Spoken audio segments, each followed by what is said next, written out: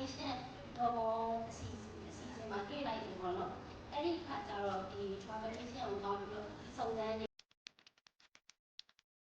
ပထမဆုံးတစ်ချိန်မှာပဲစိတ်ကြည်တဲ့မှုအရင်ရခဲ့တယ်ပထမဆုံးတစ်ချိန်သွားပြီးတဲ့အခါကျတော့ကျမမပါဘူးပေါ့နော်ကျမရဲ့အကူကတော့တွေ့လာပါပြီးတော့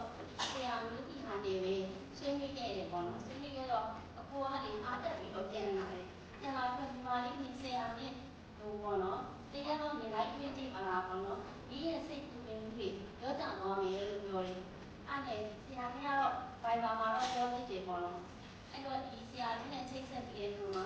အိန္ဒိယကိုသွားဖြစ်တယ်သွားဖြစ်တဲ့အခါကျတော့အိန္ဒိယမှာဆိုလို့ရှိရင်လည်းရောက်ရောက်ချင်းလည်းသူတို့အရန်ကိန်းဒီဇိုင်းနဲ့လုပ်ပြီးတယ်နောက်ဆရာဝန်ကြီးတွေလက်စီလည်းအရန်ပေါ်ပြီးတယ်ဒီကထိုင်ရစားတော့ရတာလေအဆင်ပြေတယ်ပေါ့နော်အစားအသောက်တွေတခုကတော့ကိုဒီနဲ့တိတ်ပြီးတော့မတူတဲ့ခါကျတော့နည်းနည်းတော့အခက်အခဲဖြစ်တယ်ဆိုပေမဲ့အရန်အဆင်ပြေခဲ့တယ်ပေါ့နော်ပြီးတော့ဒီအိန္ဒိယမှာတော့တက်စီရတယ်ဘလို့